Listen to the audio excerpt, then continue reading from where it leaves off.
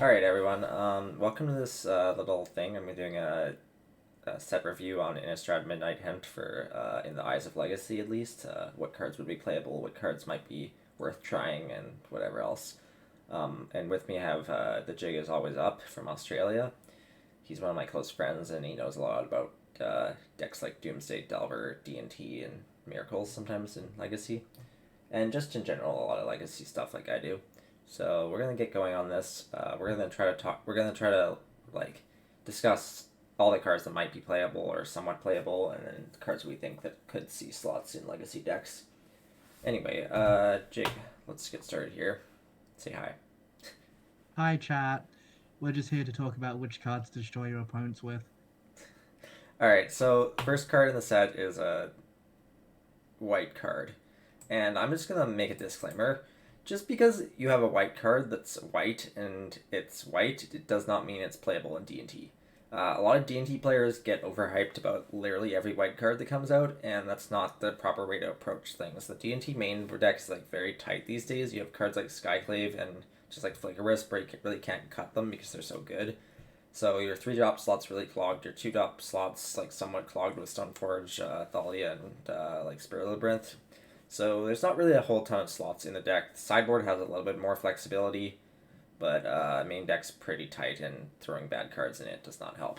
So this card is a 3-mana legendary creature, Human Knight, Vigilance, and its power is equal to the number of creatures you control. Whenever you attack, for each opponent, create a 1. So when you attack, create a 1/1 tapped, attacking that player or planeswalker. So unplayable in D&T. Like you don't. This is a trap. This is like one of the white cards that everyone will just be like, oh, it's a white card, cool. But like, no, you don't stick this card in your deck. It doesn't do anything. Jake.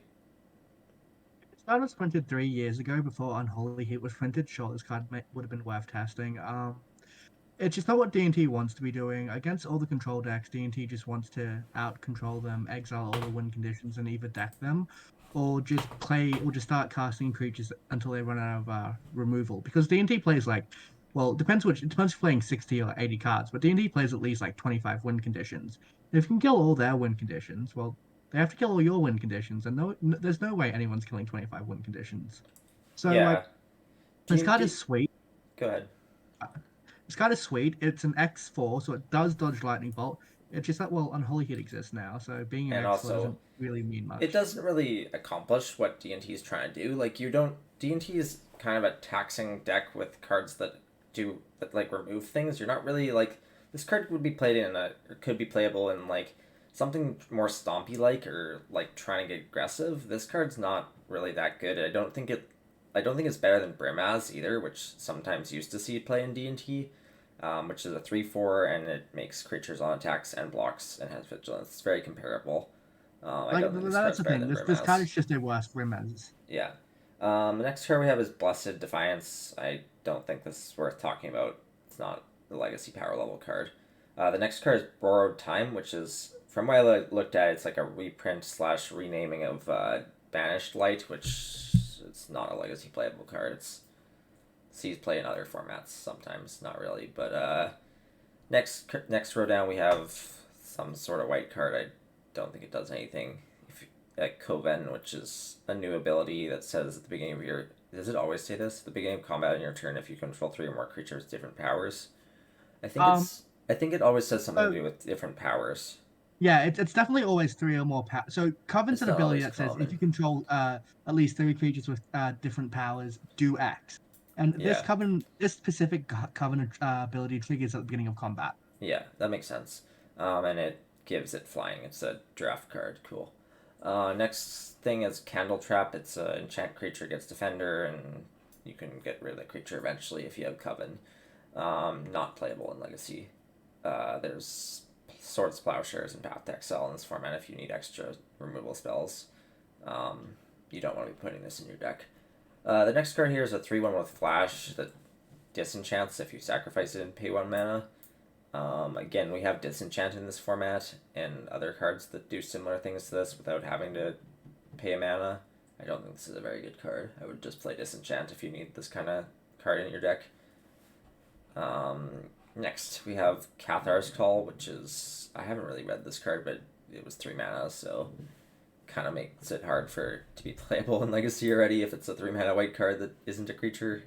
Because the only like good decks that would play something is like D&T for white decks. Anyway, enchant creature has vigilance at the beginning of your upkeep or at the beginning of your end step. Create a 1/1. Yeah, not a legacy playable card.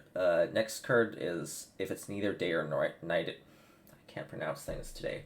If it's neither day or night, it becomes day until when it enters the battlefield. Whenever day becomes night or night becomes day, look at the top 2 cards of your library and put one of them in your graveyard. Again, just a draft common. I'm gonna skip through a few of these. This is another draft common. And we're gonna go to Cursive Silence. So me and Jig talk about this card a lot. We've been talking about it since it was spoiled, like I don't know, a week ago or so. We think this card could be a 4 of in the D&T sideboard, especially in 60 card where you can actually find your sideboard slots. This card is very, very good against Doomsday. And because it stacks, like you can play multiple of them, and then if they cast their Doomsday, you can sack and draw a card. You can also post Doomsday, name with us as an Oracle, and it could stop them entirely or slow them down. This card's probably not better than Deafening Silence, but it would be played in addition to Deafening Silence. It's better versus Doomsday and probably Show and Tell.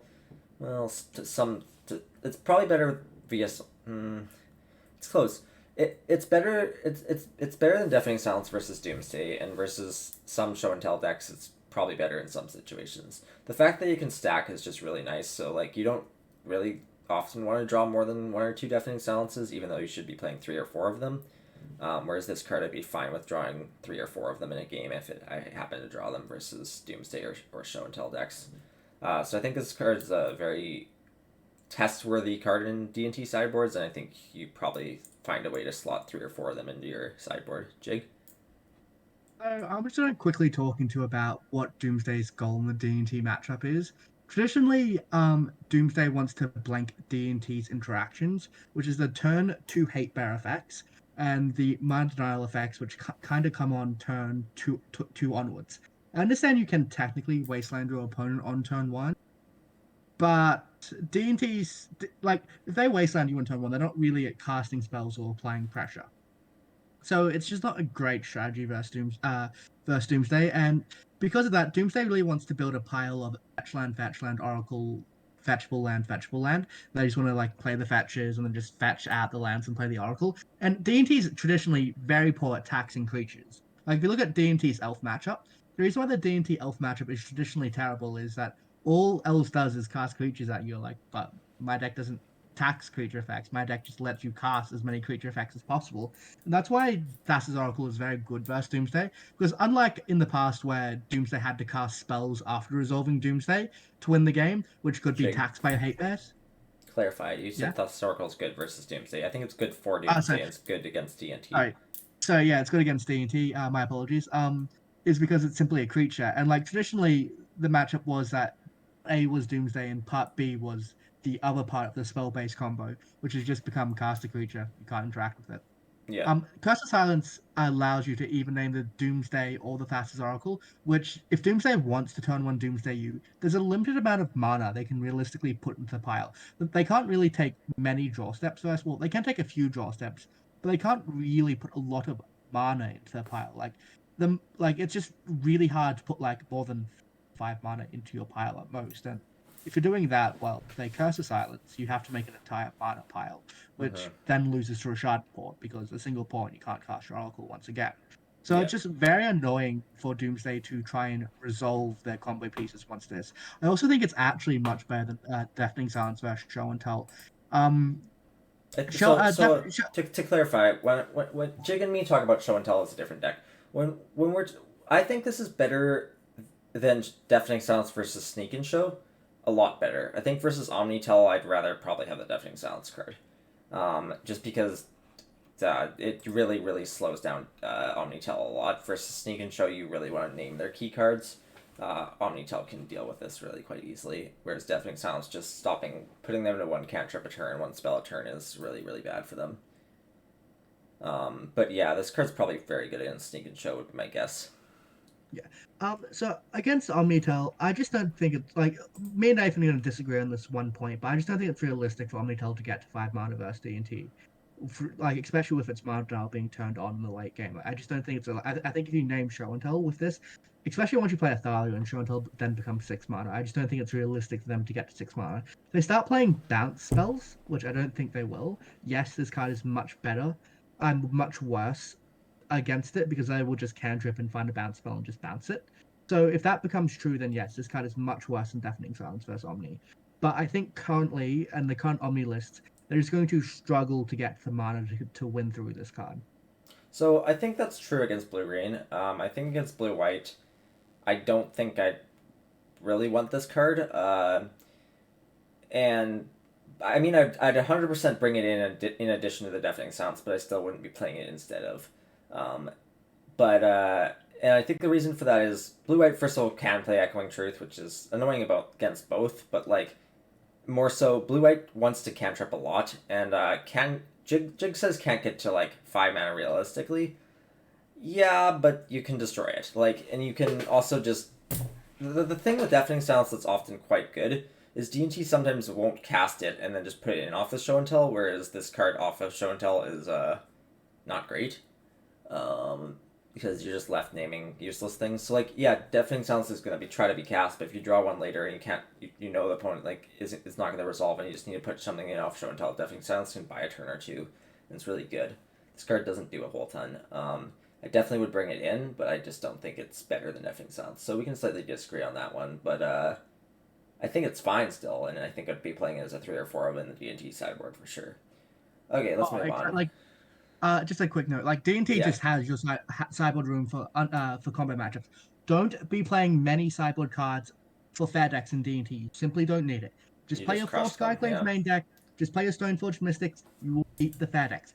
Don't have, at most, have 5 cards for fair decks in your sideboard. And I think that's overkill. I think that's But at overkill. most It's like 5 3 or cards. 4 max. Oh, I think at most is a fair statement at 5. So yeah, have 10 cards devoted for combo, and the 10 cards I'd have for devoted is for Deafening Silence. That question, Deafening Silence is amazing. 3 to 4 of these easy, and then like if depending on your meta, like a few Graveyard Hate cards. Or Mindbreak From Trap an is fine. yeah, from an online metagame perspective, there isn't. I mean, there's a lot of reanimated in leagues at the moment, but overall, as a competitive deck, I would not be playing Grave Hate in a challenge. I just wouldn't. I just don't think Graveyard decks are competitive right now. So it really depends on how. So the only very competitive graveyard deck right now is Oopsal spells, and your graveyard hate against them is not going to be relevant. Because they're either going to kill you on turn 1 or turn 2. The Surgical or Fairy Macabre is not going to be super relevant against them. I mean, the Fairy Macabre would be better against them than the Surgical because of how Oopsal spells boards for D&T, which is often they don't board, but or they'll bring in stuff to. They usually just don't board versus D&T. Well, naming Cursive Silence. Sorry, naming Dreadreturn of Cursive Silence versus Oops is very good. No, that's another discussion with this Curse of Silence card. This Curse of Silence card is very good versus Oops all spells. Like very, very good. It's another like just turn 1 play that you can make that probably just kills them. Now, but I wasn't talking about the aspect. I was talking about the play Graveyard Hate aspect. I think Oops is the only very playable Graveyard decks right now, and playing Graveyard Hate versus them on D&T would either have to be Leyline the Void or probably Fairy Macabre. For turn 0 hate, and I don't think that does enough. Like, I don't think that's worth it, because you'd have to mull really aggressively to it. So I just think Jig's right. In a challenge environment on Magic Online, you should not be playing Graveyard Hate right now. On D&T, there's just no good reason to. And rather devote the slots for combo decks like Doomsday and other stuff.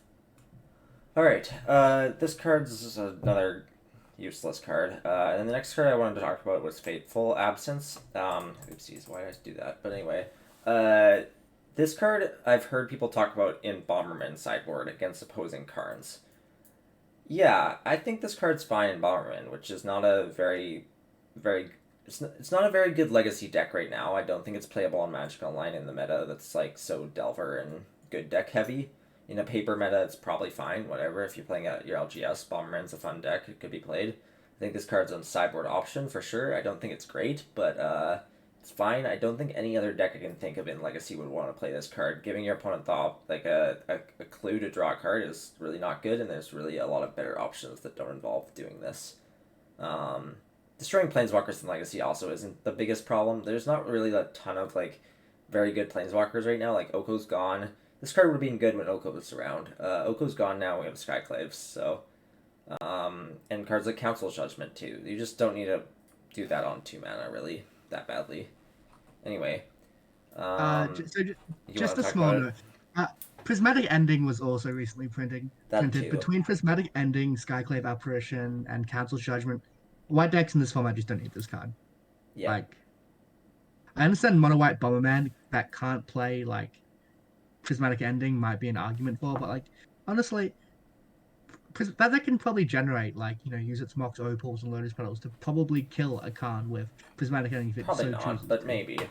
I don't know. I think this card is probably fine in the Bomberman sideboard. I don't think that deck's super playable right now though, so that's a Oh, different especially if you're discussion. sideboarding for the mirrors. Like if you're sideboarding Yeah, for Bomberman sideboarding for mirrors, a mirror or like for another Karn deck is yeah. kind of questionable because the only other Karn decks in the format might be like some painter decks that also aren't super playable online, but like in paper, sure, whatever. If we're sideboarding for a paper meta, I think in an open paper meta, this card's fine in the Bomberman sideboard. But that's basically the only spot I can see it playable in.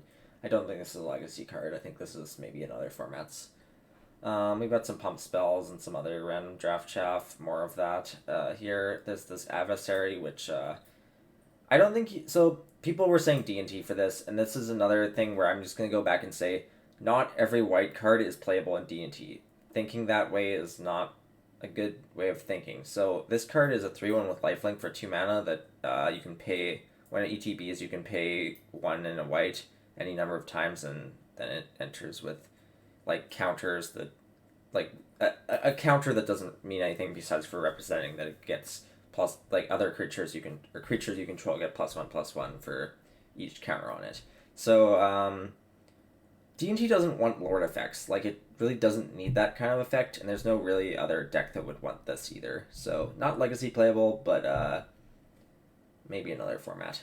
I don't know. We're not talking about other formats here. It's not really my kind of. I kind of specialize in legacy and a bit of vintage, but I don't see any of these cards being super high power level for vintage, and that's not really what this video is here to talk about. So, got more draft stuff here. I want to talk about this card as an interesting card, not as a playable card. This card, I really like the card design of this card, Sigarda's Splendor.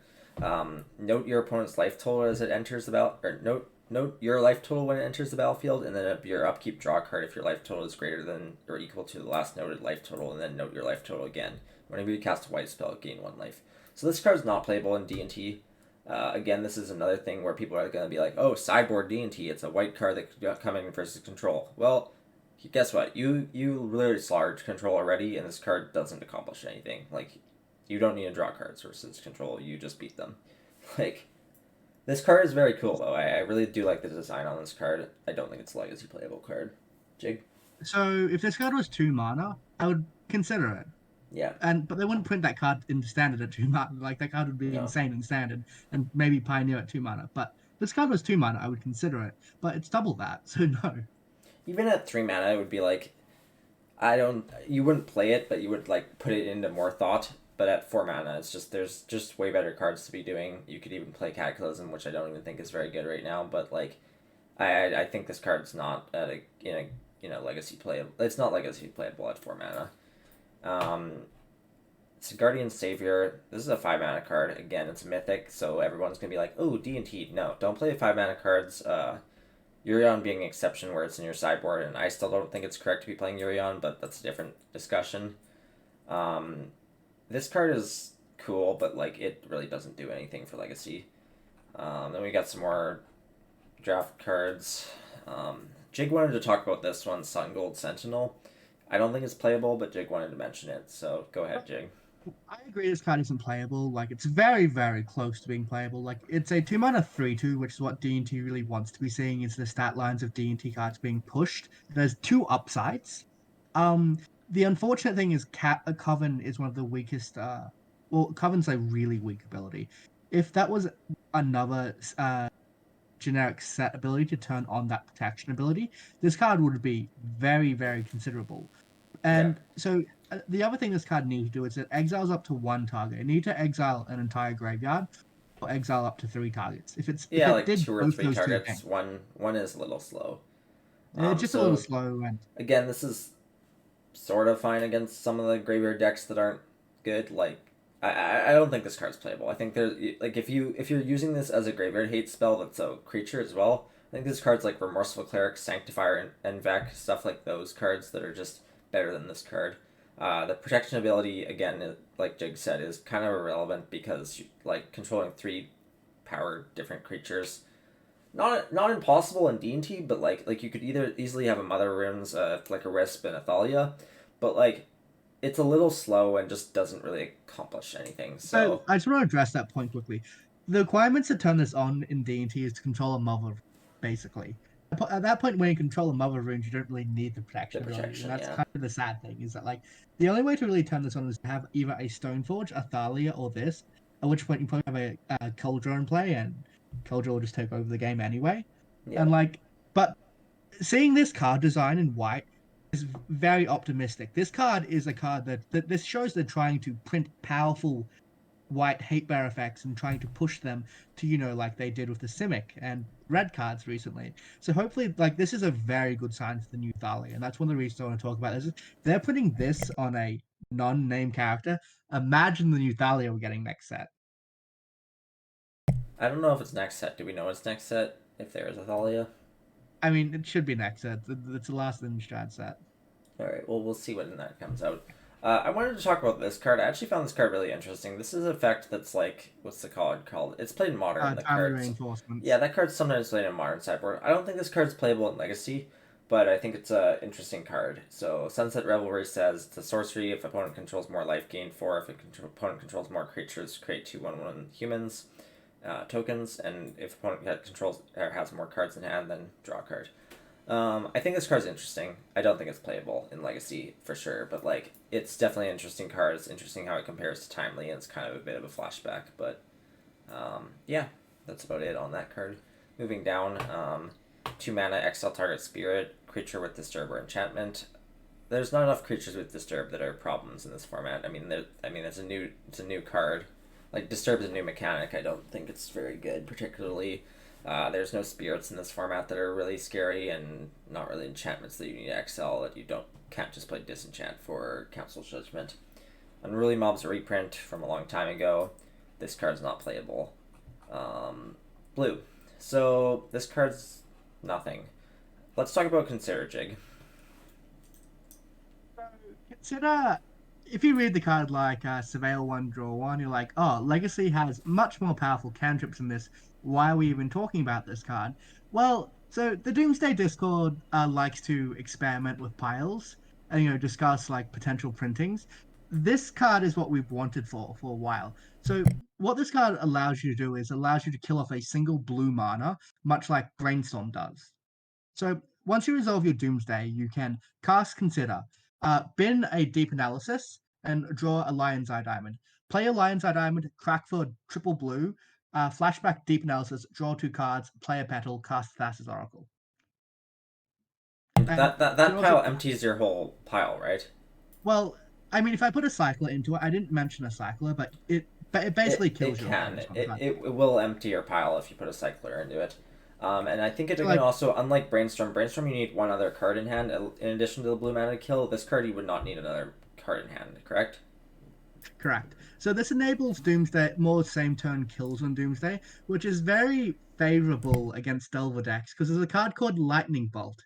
And Lightning Bolt's very good at killing Doomsday players because after you resolve your Doomsday, probably between like 4 and 6 life, because you've forced a few things, Thoughtseize, cycled a Shoot Rave, taken a few Delver hits, and you're suddenly between like Delver hit plus Bolt range, and people like that comes up a lot, like a lot, like almost like every single pile versus Delver. Like you wouldn't be surprised, but Lightning Bolt is probably Delver's best card in the matchup. So not passing to Delver is a very good thing for Doomsday. Another thing this enables is a packed negation deck because you don't have to pass the turn. You don't have to worry about the packed upkeep cost. You can just kill them. So yeah, I think this card's very playable in Doomsday.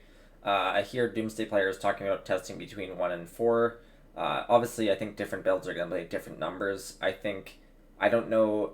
You could obviously, I would think I would play as a 1 to 2 of in place of Preordains would be my guess. But I think to test, it's always better to test 4 of the card. I think it's an acceptable cantrip. I don't think it's better than Preordains, but like I think it's an acceptable card to test, especially in a deck that it has relevant text in, where it can just win the game. Oh, Um, this card is terrible compared to Preordain. With like as a cantrip itself, this card is much worse than Preordain. It's just yeah, the fact that it enables it same doesn't turn dig as kills and deep. Doomsday. It Yeah. doesn't dig as deep, So but the yeah. reason I would test 4 of this card over 2 is that the building philosophy of maximizing this card is to just maximize the amount of same turn kills in Doomsday.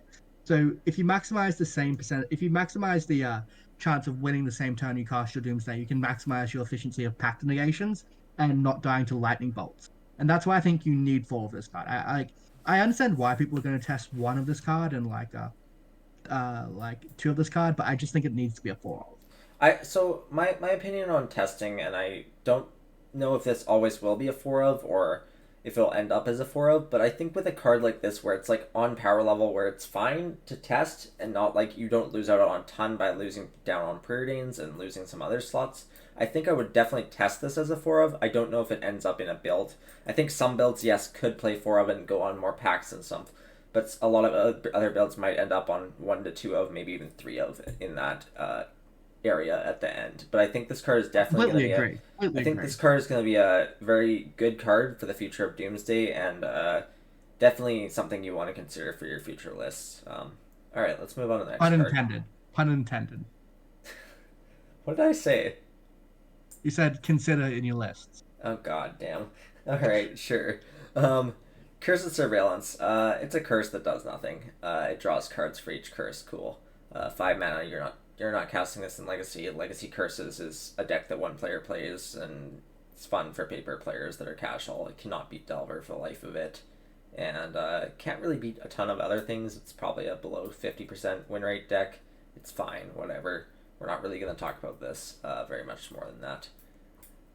We've got some counter spells that cost a lot of mana. That's a reprint, the Dissipate. I've never heard of this. It might be a reprint as well. It definitely is a reprint. I've heard of this card.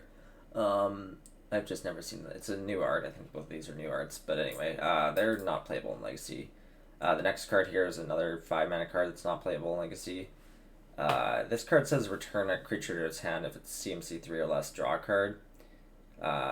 Sorry, not draw a card. That would be pretty decent. It says scry one. So this card's not good. You just have Chain of Vapor and other stuff in Legacy that, for the most part, is just better than this. And also, yeah, it's better than Unsummon, but Unsummon's not seeing play in Legacy, so... next card's more draft stuff. Next card's draft stuff. Yeah, then we got this control magic effect that makes you sacrifice a creature to gain control of a creature and make it +1/+1. Not better than control magic. Control magic's not played, so not really much worth talking about there. This spell is Geist Wave. Just return target non-land permanent to its owner's hand if you controlled that permanent, draw cards, so not relevant. It's worse than Echoing Truth. Larder Zombie. Wow, that's a weird looking thing, but anyway, it's a defender that doesn't do anything, so yeah. I wanted to talk about this card, Leer. I assume that's how you pronounce it. I don't really know. It says spells you control can't be countered as a legendary 3/4 for 5 mana, and each instant or sorcery in your graveyard has flashback equal to its mana cost, so it's Past in Flames basically, except your spells can't be countered. I think this card could be playable in Ant. I don't really know the logistics of that just because I don't know a ton of the Ant lines myself, and Ant isn't like super very played or good right now. But I think it's worth mentioning because Ant was a very good deck in Legacy for a while and was a very mainstay of the deck for a while and still could have the potential to return one day. It sees play once in a while, but it's interesting. I think this card is interesting. I am not a Storm player. I don't know how to compare this to Past in Flames. I think the ability of spells can't be countered is somewhat relevant because it can be, but it also is somewhat not relevant. The only thing that I think makes this kind of more relevant over Past in Flames is it can't be force negationed, which is actually quite relevant because Past in Flames is a big force negation target. So this card can come into play. People remove counter magic remove answers to this versus, like, people are gonna cut their swords to plowshares versus Ant. They're not leaving them in. Ant usually doesn't play creatures, so this card's interesting. I think it's worth testing if you're an Ant player. I don't know. I don't know I think the only reason this wouldn't be better is if there's LED lines that involve ant or involve passive flames. Sorry, I'm really not talking very well, but I think this card's considerable. I don't know how good it is. I don't play Storm. Jig? I think the biggest issue with this card, and I've said this about Murktide, and I regret saying that I was completely wrong about that card. But this card dies to Pyroblast, and people will board into Blast and want to have Pyroblast first. And I think this being Pyroblastable is a slight issue because, well, if your shooters resolve and you go to if you go to dark ritual, um like LED shooter lines, those can't be pyroblasted very well.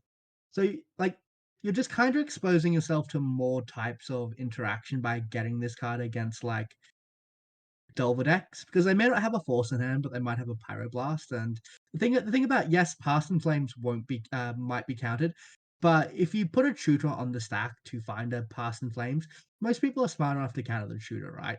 So it's just not really at a choke point in your combo where people would use the force negation anyway. Um, and then additionally gets you hit by pyroblast, so it just creates a new choke point for your combo. So Really, is yeah, my only that's concern. something I did not think about is Pyroblast. People do board in Pyroblast versus Ant whether or not it's good. I think it's fine and correct to bring it in versus Ant, but it's not like super good in the matchup as it stands. But it's still a counter brainstorm, sometimes counter something else they might have. But that is an interesting point. Is this spell itself can be countered and it can be killed. So like if you cast this, and then you're like, oh, I'm safe to go cast my cards from my graveyard, and you cast something out of your graveyard. Say you cast a Dark Raid or something. They can respond to this and just kill it in response with a Pyroblast, and that is not good. So yeah, I think this card's worth considering. It again, it does play around the Force Negation on the Past in Flames, but at the same time, if someone has a Force Negation, they're probably going to counter the line where they cast Infernal Tutor. Like, Infernal Tutor is usually the last card cast, so like when you have because you cast it with no cards in hand or you discard the LEDs. So like, I think that card usually just gets countered and the game's over. So playing this card doesn't really have a ton of upside for that then, but it's still worth testing. I think for the Ant players out there, and it's a cool card for sure. All right, moving on. We got Unplayable Draft Chaff and some more of it. This card, Memory Deluge, is interesting. I don't think it's playable. Jake, have you read this card? Yeah, there's kind of like I mean, it's a 4 mana. I mean, look, if you want to play it in your like show and tell decks, like your Omni decks, like oh Well, my you god, I can't can play. cast You this card can't with play it in Omni. Omni. Is the problem? Yeah.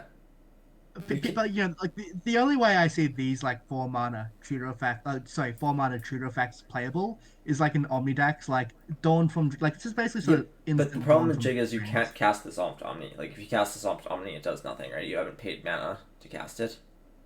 Oh yeah. Oh no, this card is just beyond. No, this card Yeah. is just bad So then. this Yeah, card's probably I worse than Drawn from Dreams.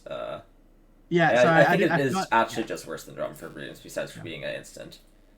And Drawn from Dreams is not playable in Omni. So anyway, let's move on. We've got a 2/1 that does nothing.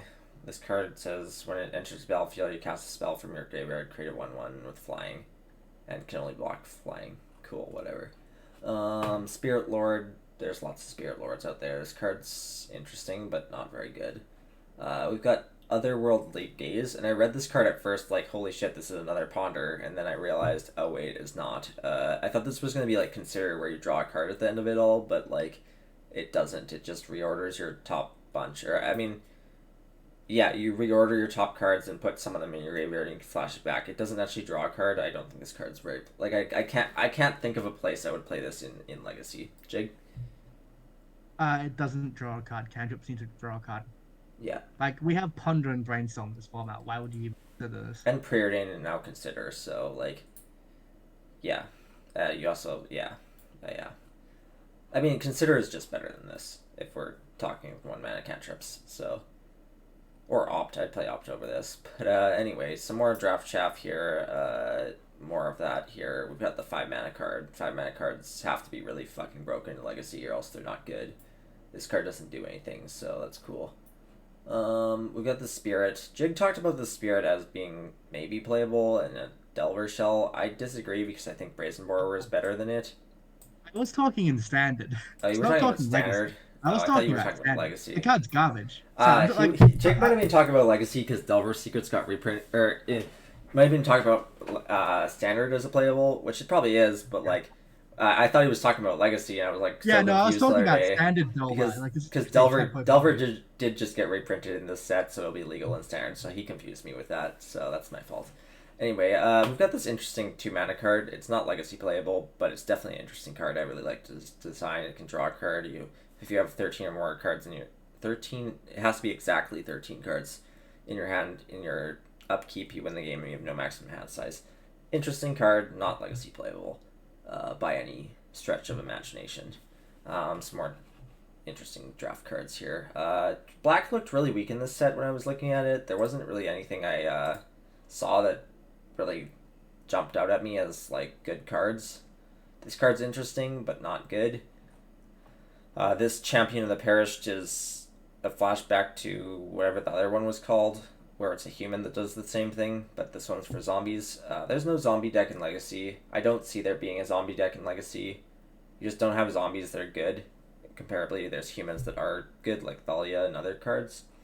But the card's interesting, that's for sure. And yeah, what are you doing, Jake?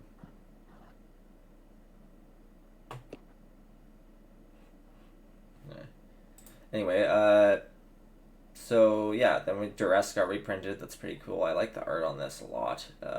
It's pretty freaking cool. Let's see if I can zoom on this a little bit. I really like this art. It's pretty freaky. I tend to like freaky art sometimes. Where was I just okay. Then we had this card for 1 mana. You exile a creature, Planeswalker, and there's additional cost to either sacrifice a creature or pay 3 in a black. I don't think the card's playable, but it's interesting for sure. Another Investigate, destroy a creature card. Nope.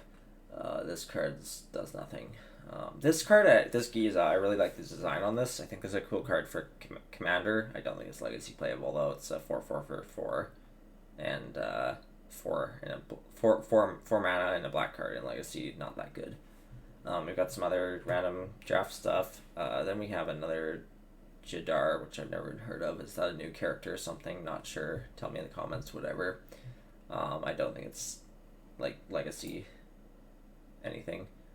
Lord of the Forsaken. I couldn't figure this out, but is this a flashback to Grizzlebrand? Like, is this supposed to be Grizzlebrand or something, just not named? Jig? I think he might be on mute. But this Lord of the Forsaken card looks like Grizzlebrand to me. You guys can tell me in the comments if it is or not. I don't know. It's very interesting to me. It's a flying trample 6/6. It's not legendary, which is interesting. It's a demon, like Grizzlebrand. You can pay a black and sacrifice another creature for target player to mill 3. Cool. Not playable in Legacy. Pay 1 life. Make a colorless to spend on a graveyard spell. Cool. Then there's Mask of Grizzlebrand, which literally mentions Grizzlebrand, so that's kind of cool. This card's not very good for it's not Legacy power level, but maybe in another format. It's this one was an interesting one, the Meat Hook Massacre. It's a flashback to the card Massacre, where creatures get -2/-2 if opponent controls a plains and you control a swamp. And it's got some other text on it. This is not playable in Doomsday because Massacre in Doomsday in the sideboard is both tutorable with Personal Tutor, but also can be cast pre-Doomsday and post-Doomsday, whereas this is an enchantment, so it stays in play. It is very cool that you can play it around a prelate, though. You can just choose how much X mana you want to spend into it, but I don't think this card's very good. Some other draft stuff, and more of that. I didn't really read this card. What does this card do? Enters the battlefield, each opponent. Why are we giving our opponents creatures? When a creature opponent controls dies, yeah, that card is definitely interesting. It's a 3/3 for 2, but beyond that, it doesn't. You don't want to give your opponents creatures, and I don't really care about the die text on it for Legacy. It doesn't matter. This is another adversary. I think the adversaries are cool. They just don't seem Legacy playable. So that's it for black. Red, I was looking at this card. It's interesting. It's definitely interesting. I just don't think it's very good. Um, and yeah, again, like this might be one of the better adversaries, but like I don't think it's very good. It's definitely interesting though. I think the red one's definitely the best adversary. Yeah, that's what I was thinking too. It's interesting. Like you Like could yeah, technically like say that's a Delver playable card, but at this point we have so many Delver playable cards that this card is definitely far from being playable in Delver. But like that's the kind of shell I would think in Legacy would fit best into, but at the same time it's just too slow and isn't good. But like this could be like for me would be like you could talk about this could be discussed in the discussion of I want this in a long game versus control versus with Delver, where I'll board this in and like cast it for 5 mana and flashback at expressive iteration. That would kind of be what I'm that, thinking, but like that is just so much mana. Like that it is is. just It's so. just too much mana you're not getting to on Delver. Like I'd Um, rather just cast a Xenagos, God of Storms at that point. yeah, that's funny. True. These cards don't do anything.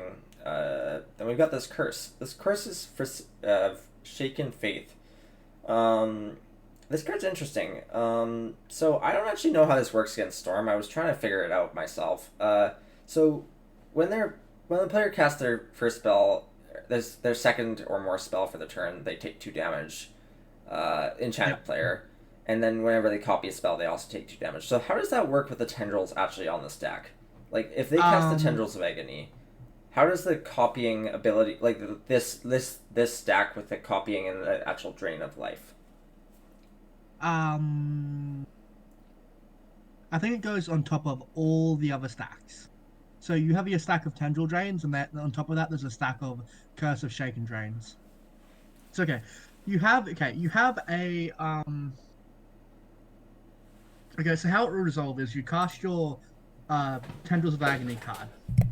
Tendrils would trigger. This card would trigger. This card would go on top of the Tendrils trigger. So this card would resolve. Your opponent would take 2 damage. The Storm trigger would then resolve, putting all the copies on the stack. Then this card would trigger. Then put all its copies on top of that. So the Ant player would die. Yeah, I couldn't really figure out how that would work, but I think Jig is right on how that would work. That makes a lot of sense to me. Um, and I think also the problem, even if it did like kind of equal out with the drain, which I don't think it does now that Jig's mentioning it this way, is they would have already taken so much damage from the turn already that they're probably just dying to it before they drain you out. Um, It so equals out from the drain. Like if it was like 1 for 1, 1 for 1, 1 for 1, it you would would lose equal the out. Yeah, you would lose um first, but only if they haven't cast too many storm spells earlier in the turn, right? not really, because like you like the life would have to be 4 or lower, I think, for that to happen. Okay, I don't know, but anyway, I think Jig's right about how it works. The first way he said, if anyone knows better than us, let us know in the comments. I think it is definitely a card you can consider in a Delver sideboard if Ant or Tess ever becomes a problem. At the moment, I think Tess is a tier 2 or 3 deck. I don't really like doing tiers, but like it's a playable deck that is worth considering if it's in your meta. If Tess or Ant is in your meta, Ant is really played in paper. From what I've seen, it's quite a still played deck because paper metas tend to be years behind. Um, so this card's playable. Like I think this card is definitely a sideboard option in Delver. It's a sideboard option in Burn. Maybe, probably not. I mean, it's probably just worse than Pillar and Eidolon effects in Burn, but like maybe I don't know. It's definitely interesting. It's something that Storm has to watch out for in the future if people are playing it. I don't really know what other decks would play it besides for like Delver and Burn's not really a legacy deck that's very good or playable. Besides outside of paper metas that are paper metas. That's probably also good against Doomsday. Doomsday doesn't cast many spells, but they also don't have that much life. That's a good point too. What decks would play this though? Am I right on just the Delver and I guess Moonstomp you could technically run this too, but again not the greatest deck and I don't think this is great in Moonstompy itself. Like, I you just mean, want to transfer Moonstompy and people. Delver are the only decks that can run it, but like, I mean, if you really Burn can want to too if play you want to this in consider that Moonstompy, deck. I mean, I just think it's worse. I think Rolling Vortex is better than this card in Yeah, Burn. that's true too. All right, moving on. We got some other draft chaff. This card's, I mean, could be a madness card, but I don't think so. And that's also not really a very good legacy deck, so whatever. This card's interesting, probably EDH, but not Legacy. I didn't read this one, Light Up the Night. That's kind of a cool name. It's like Light Up the Stage, but it's Light Up the Night. I don't know where I'm going with that, but it deals X damage to any target, so it's X in red. So it's like Bane Fire effect. It deals X +1 damage instead of the target of that, if that target is a creature or planeswalker. It has flashback with remove X loyalty counters from among planeswalkers you control and to cast a spell. If you cast this spell this way, X can't be 0. Yeah, it's interesting. It's not playable, but it's interesting. Combat trick, not legacy playable. I don't expect to see many day and night cards in Legacy, so I don't think this card's very good. It's not ever going to be a Lightning Bolt in Legacy, or realistically going to be a Lightning Bolt. Got this red creature here that's mythic. It's definitely interesting. I don't think it's very good for Legacy, or I can't see a deck in Legacy that would want to play this card. More draft cards, whatever. This one's interesting. Play with Fire. Also not a Legacy playable, but it's definitely an interesting card. It scries 1 if you dealt player damage, and it deals 2 to any target for 1 mana. So it's like Burst Lightning or other cards. It's a very good. It's a very good card in standard. Pioneer standard, yeah, for sure. It's interesting. We've got some other cards that cost too much. Then there's another Phoenix here.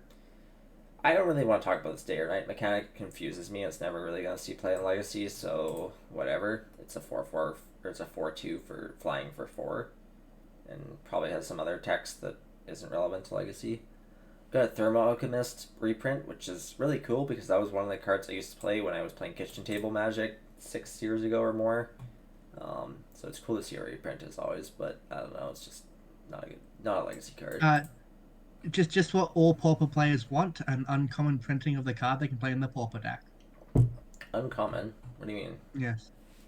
It's uncommon, isn't it? Yeah. Why do they want an uncommon? Oh, no. Just because, like, Wizards keeps reprinting, like, Pauper staples as uncommons. Oh, is that like, a thing? Yeah. Why would they want the uncommon print, though? I'm just memeing on the fact like Wizards keep screwing the Pauper players over by making their format quite terrible by printing Storm cards into it. Monarch cards into it. Sure. We'll skip on that. Auger of Autumn. It's an interesting card. It's got this Coven mechanic that's not good, and it's a 2/3, which means it dies to bolt. So this is automatically worse than the 2/4 that does the same thing. Needed protection from red. Just needed protection from red. Yeah, it needed protection from bolt, basically. But yeah. And it also doesn't gain life. It's just not better than whatever the card's called. You know what the card's called? Courser Prefix? Yeah. We've got a 2/3 with Vigilance for 2 and a green. And it enters the battlefield and investigates. And if you control a token, it gets +2. So it's a 4/3 if you control a token. Not Legacy playable, but cool card. Clear Shot's a reprint, I believe. Consuming Blob is a mythic that does nothing. For 5 mana. And then some other draft stuff. Running out of voice here already. Wow, this will be a long time. 50 minutes. Holy crap, we're going long on this. Get some other cards. Another Adversary, the green one. It doesn't do anything for Legacy power level. We've got a Return to Nature reprint with some cool art. This Rise of the Ants card, I believe, is a reprint, but I could be wrong on that. Do you know, Jig?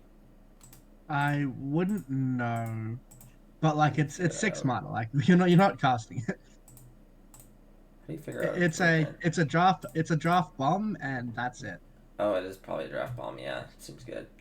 Not Legacy though, but this card's interesting. I don't think this is Legacy playable even in a Maverick shell or anything, but like this card's really quite cool. Other tap creatures you control have Death Touch, which means when they're attacking they have Death Touch, and other untapped creatures you control have Hexproof, which means they can't really be killed that easily. And one and tap it to untap another target creature or land you control. It's definitely an interesting card. It's not a Legacy card, but it's an interesting card. I could see Maverick players trying this out, but like it's worse than Questing Beast, and you don't really want more than one 4-drop like creature to Zenith for, really. So the card needed Vigilance, and its untappability should have cost 0 mana. It's just at 4 mana. Oh, interesting. It does not have Vigilance. Yeah, I didn't think about that. That's interesting. I guess it gives itself that. Oh, it's other though. Yeah, that's a weird card. Yeah. Weirdly designed card. It's cool though. We've got this Storm of the Festival, which Jig told me about, and I never really bothered to read earlier. It's not for Legacy, and probably not for Modern. It's probably just worse than Collected Company, but it's definitely an interesting card. Yeah, look at the top 5. Maybe put up to 2 permanents with CMC 5 or less onto the battlefield and bottom the rest. It has flashback too, but not super relevant. Not good to see play somewhere. I think it's too strong of an effect not to see play. Like, it cheats mana. It's cheating up to 10 mana, and cheating mana effects in this game will end up seeing play somewhere. Somewhere, not Legacy. We've got this Turn to Earth card. So Jax brought this up in the Legacy Oops All Spells Discord. So some people in our Discord, particularly Faulted Form, who's a very good player, plays what's the card? The blue card. Memory's Journey. Memory's Journey in Oops All Spells is his 61st card. I take a strong stance that Memory's Journey is not playable in Oops All Spells for the reason that Jake, let me talk for a sec. For the reason that Memory's Journey, the lines with Memory's Journey either involve your opponent screwing up and surgicling the wrong card, to then you're out of them surgicling the wrong card is to put 3 cards on top of your deck and take 3 natural draw steps without dying, or them having literal anything, and then usually your line is Petal Petal Oracle, or they target the wrong card and then you can win basically sometimes. But the other downside of it is that means you had to not cast Pact to Negation or Summoner's Pact in the same turn. So I don't think it's very good. This card, interestingly though, you can cast from hand, you can gain life, and it has flashback as well. I think this card, in my opinion, is better than Memory's Journey, but I still wouldn't play it in Oops, but I think it's interesting. Faulty Form thinks this is worse than Memory's Journey because the flashback costs 1 more, but I think being able to cast from hand is relevant enough that I would consider it. Especially for lines where you have to like discard a card ahead of time that you would like to shuffle in, so like a Narcomoeba or something. I think this card's definitely relevant enough that it is worth testing in that slot of Memory's Journey for Faulted Form who likes that card, but yeah. Got some other cards that don't do anything. Also, just notably, that's a green card, so it pitches to your forces. It does pitch to Force Figure, which is notable. That is relevant, yeah. Red and 7. So this card is not really playable. I don't think lands would want to play this card, but it is technically a sort of like all the abilities are somewhat relevant, but like it's too much mana for Legacy. I just think I think lands has better sideboard options than this, but it's something you could try out and consider, and people probably will. And there might be lists of 5-0 with it, and people will always be like, "Oh, that means it's a good card." Doesn't mean it's a good card that's in a 5-0 list. It just means someone was testing it. Maybe it worked out, maybe it didn't. Maybe they never saw it. Maybe they never drew it. Don't take it too seriously, but people will test this card in lands and maybe some other decks. It's a cool card, but it's 5 mana is very expensive for Legacy. It's not better than any of the other Planeswalkers at that mana cost or lower. So anyway, if we were talking 3 to 4 years ago, cards like that would be playable. Like I played Teferi. I played 5-drop Teferi in Miracle sideboards just to win control mirrors. It's like you slam to 5-drop Teferi in control mirrors. What the fuck do they do? So like cards like that, like a few years ago, Legacy was a much slower format, defined by control decks, and like it was like a much slower and a much and more... even Delver was like slower back then. Now you just like and even control decks now that all the control decks play Uro, and you don't really want this card versus Uro. It's just too slow. Like, so just the speed of the format's progression just makes cards like that just unplayable. That once were like talking like 2017 standards. That card's definitely got a lot of strong merits. That just it just no longer is true. All right, we're gonna talk about some of the multicolored cards now. I'm gonna go through these quickly. I'm really running out of voice, but Draft Chaff, Worse on Earth that has flashback, cool. A copying spell for EDH, great. This card's interesting. I mean, Nick Fit players, but like, we're not going to talk about Nick Fit. Nick Fit's a deck in Legacy where you can throw literally any green card into, or any black card, any card period, and it's a junk deck. So it's an interesting card. I don't think it's good. Jack's his name, but he wanted to talk about this Faithless Mending. You want to talk about it quickly? Very cool. The card's very cool. It, like, people look at this like, wow, this card's an instant speed, Faithless Looting, it gains life. Maybe I can play this in like an Espo Reanimator Shell. The people like I can see that might be a thing in modern, and I don't think it will be. I think 2 mana cantrips just have to be better than this. But the issue is that, well, this is instant speed. It does pitch to force, and it does have flashback, and it does gain a bit of life. So it's a very reasonable card. It's just that Legacy is such a powerful format that this will just get dazed or something. Like it's just like reanimated decks are basically unplayable anyway at the moment. I'm sorry, EW Landon, you are a god with the deck. I accept you will win with the deck. But the thing is, on average, people multiple blue with the deck and just lose with it. Yeah, and also Reanimator is just like quite easily countered by like in Legacy. It's just like Delver just beats that deck. Like a lot of decks that already exist in Legacy, or just like even main decks, are just like kind of built to beat those kind of decks. They just don't really. They're not really resilient. They don't beat Leyline the Void very easily, and they don't really beat Forcible / like multiple forces or flusters or just pressure very easily. So People just have two forces in hand these days. Like people yeah, just have two forces in hand these days. they are force days or something. Um, the other thing with this card is people, especially modern players, look at these cards and they're like, oh, it's really good, it's Faithless. But Faithless is actually card disadvantage. You go down cards by casting it, not up. So, not that good. There's no deck in Legacy that I would see wanting to play this card. It's a playable deck, so yeah. Jig just wanted to talk about it quickly about why it's not that good. I wasn't even going to mention it. I don't think it's even in Legacy discussions, so. Um, Next card we wanted to talk about. Jake, what was the next card you wanted to talk about? What was the last card you wanted to talk about? Oh, you wanted to talk about this Blind Rite of Harmony. Harmony card. Yeah, go ahead.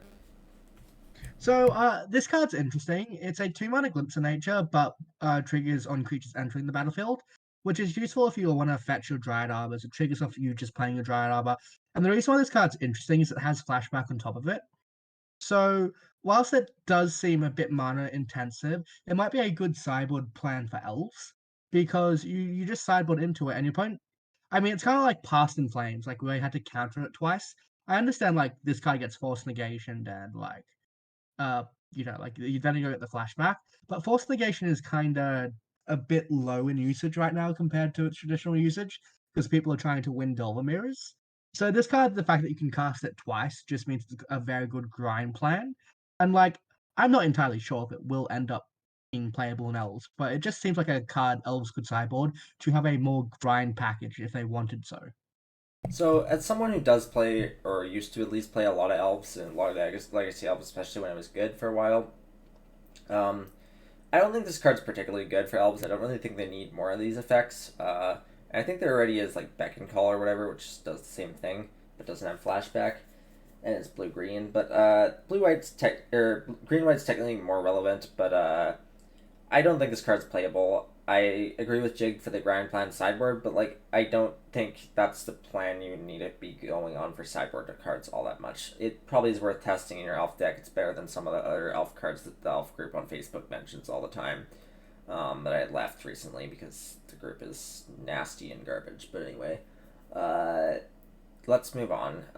That card's definitely interesting. It's something I could see seeing play somewhere maybe. It's like it's somewhat on power level for Legacy. It's just not. I don't see a deck that would particularly want it right now. Anything else here? Some people were talking about this Siphon Insight. I don't think if anyone was actually talking about it being serious in Legacy, but like more so as it's a bit of a meme. It's kind of funny. Um, Jake, how do you want to talk about this card? I think it's relevant. I can. If you ever exile Upsal spells or Doomsday's Oracle with it, it's an instant win. That's why it's funny because Yeah. like Doomsday and Upsal spells lose to someone stealing and Thassa's Oracle against them. Like that's just a meme. Like Ragavan does the same thing, and like Doomsday players are like, sure, if you flip out Oracle with Ragavan, you're playing a Ragavan deck. We're losing anyway. Like sure, you just it just speeds up the process of us losing. Yeah, so I agree with that. I think this card, it's cool. It's definitely a cool one, but there's a lot of cards that have been printed like this in the past that just don't see play. This card is an instant, which is kind of cool. It technically, yeah, you could try to figure out where the Doomsday pile is built and do it post Doomsday, but I think they're just going to counter you at that point. I don't think this card's very good. I don't think this card's Legacy playable, but it's definitely a meme and it's interesting, and maybe some people play in the sideboard of something for something, but I just think this is worse than Flusterstorm in a sideboard, so Yeah, let's move on to some of the other cards. I heard someone talk about this for lands. I don't know why you would ever play this in lands, but I guess it does loam things. Someone was talking about this as testing in lands, sideboards, or main decks, I think it but was Jax. was it Jax? I don't know. Yeah. I don't know if it was Jax, but Card it has a lot look of text. it Card has has a a lot lot of of text. text. I don't see it being good, but it's interesting. It's also legendary, which makes me turned off on it a bit more. So it being legendary is actually probably an upside because it means you can practice it yourself. And if your opponent cracks it, like it's trigger happens when Yeah. it leaves the battlefield. So Oh, actually it's has an true. upside That's in this card. interesting. Yeah. That's It's interesting. like Yeah. you can That's true. practice Yeah. itself and get the loam effect. Yeah. Sure. That's interesting. Teferi card. I don't. Jig was talking about people on Facebook. I don't know, or Reddit. I don't know where, talking about this card being better than Jace. This is certainly not better than Jace. By all measures. This card is not legacy playable as far as I can understand and see. This is Jace the Mind But Sculptor at home, people. what do you mean by that? Oh, so that's a common face meme currently in society where people say, "We have this at home." They're talking about a much lesser quality of what you could have. And this is just a much lesser quality of Jason Mind Sculptor. It's a very interesting card. I think it's a very well balanced Planeswalker. I think this is perfectly well balanced design. Thank you, Wizards, for printing good design cards. But it's not playable in Legacy if it's perfectly well balanced. Yeah, I agree with that. Legacy right now is in a point where you don't play well balanced cards; you just play broken cards. And this card isn't broken; it's just fine. It's 4 mana. It's 4 mana. I'll leave it at that. If you're 4 mana, you gotta be better than Jace. This is not better than Jace, and yeah. Then we got some other cards that do a whole lot of nothing. Artifacts. I didn't really see anything in this section that was worth mentioning. There's a Pithing Needle reprint here, and I really like this art. This is one I'd consider buying for paper. It's creepy and cool. So yeah. What else? We had a land cycle here, and a Field of Ruin reprint, which is cool. A land cycle that is really, really bad for Legacy, and I honestly know if would see play anywhere besides Casual Commander. And then Jig wanted when we there was some double face cards we were going to discuss briefly.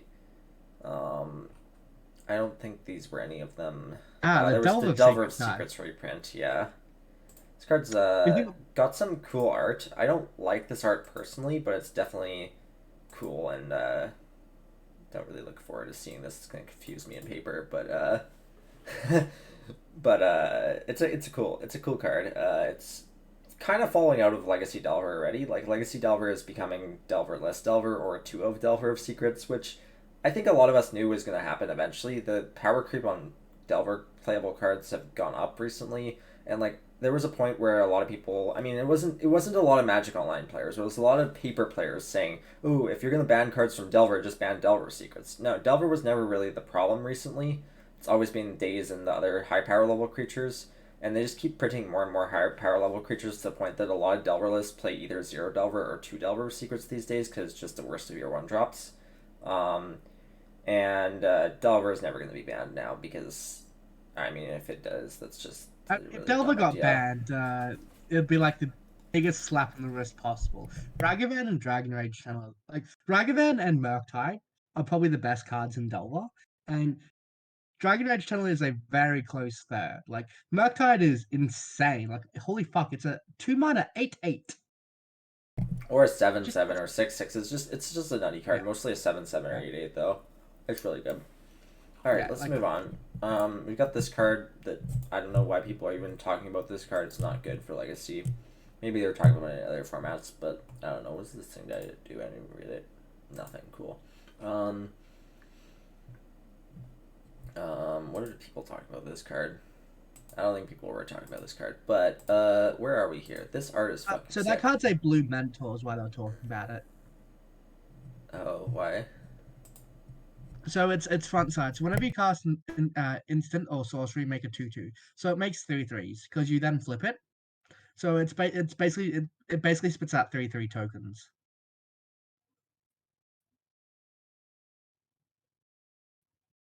Oh, that's cool. Yeah, yeah, that's Yeah. that's that's definitely cool. I think it's worse than Mentor, but like it's cool. Yeah, look, I think it's just worse than mental, like, and mental's not really playable, so We've got this Cursive Leeches card.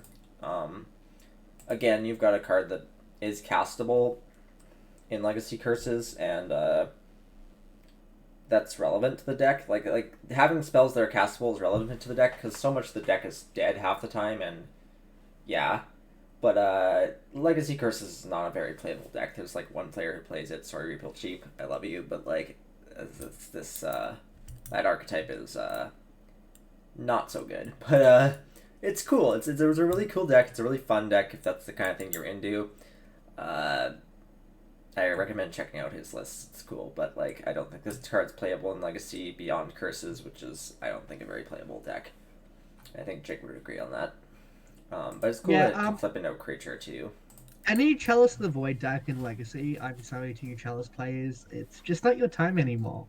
Chalice is no longer a pillar of the archetype, pillar of the format. It's all Stumpy decks are kind of bad now. Yeah, prismatic ending and killing Chalice is very relevant, and also just being on the draw versus Delver when you have a Chalice in your hand is very bad because of Day's Wasteland and being down because they have a creature ready, especially if it's a Regiban. So yeah, And like even if you Chalice them, they'll just throw spells into it and then tide you, and that's exactly. just Yeah, really bad for you. yeah. What else we got here? Is there anything else playable in this pile of Oh yeah, cards? there's the white blue down at the bottom, down at the Oh yeah, bottom, we'll, down at we'll the get to bottom. the bottom in a sec. Yeah. So Arlen not very good for Legacy. This card also not 6 mana. It's cool. It's a vampire werewolf thing, or I guess it's just a werewolf. I don't know how Yeah. creature types I mean, work, it's just but well, yeah. it's just a werewolf. So we're gonna talk about this card.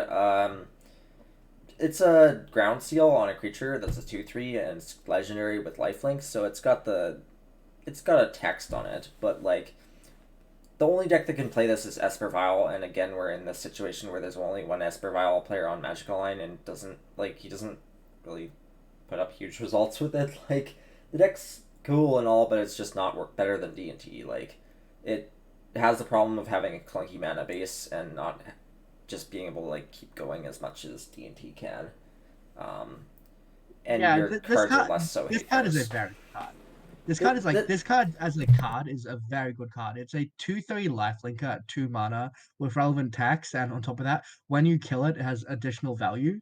So it's a very good card. It just doesn't really have much of a shell. But like this type of card is certainly legacy playable as a yeah. power level card. It just doesn't really have a shell right now. So yeah, I think that's why kind of why we wanted to talk about this. This is a card that is on power level of Legacy, or at least potentially power level of Legacy. It's just not. There's no real deck to put it in right now. Like, there's no playable deck that can take this card right now. But that doesn't mean in the future, if there is a deck that can play a card like this would be a good sideboard option. I think maybe even as a one of a main deck in a wait, Recruiter the Guard can't even fetch this thing, right? But like it's like it's fine in the sideboard of something probably. Yeah. But it Like definitely is on power level with Legacy. It's just not doesn't have a shell right now, and I think there's better for options for. example, if like graveyard decks came back, I could definitely see decks like Bant Control playing this. Just because like you would type all this in Delver and it's like, okay, I have a 2/3 life linker that blocks Ragavan, kill it, it has more value on the backside.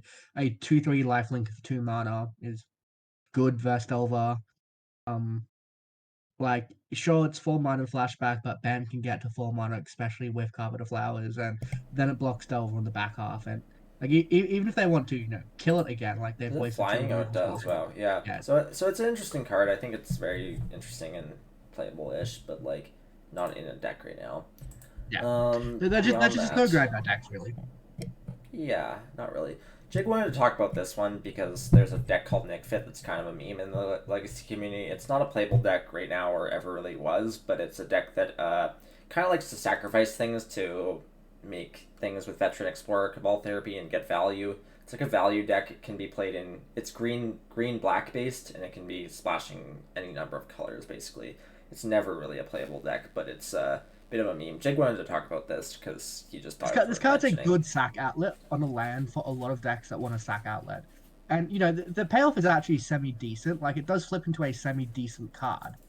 But like I mean you have to play a deck that wants sack outlets. Like this card is once again, like it's a good utility land and it's a good sack outlet, so it's another potential legacy card. Like the back half does have protection, even though it's kind of shitty protection. Like this card is certainly on themes of legacy playability. It does lose to Wasteland, which I mean, sure, all utility lands lose to Wasteland. Like Urza Saga loses to Wasteland. Like yeah, this card gets Wastelanded, but it's still a very good utility land. Nick Fed is a joke and a half, but like if there's ever like a down the track deck with like that wants sack outlets, this is a very good sack outlet. Yeah, so I think that concludes our set review.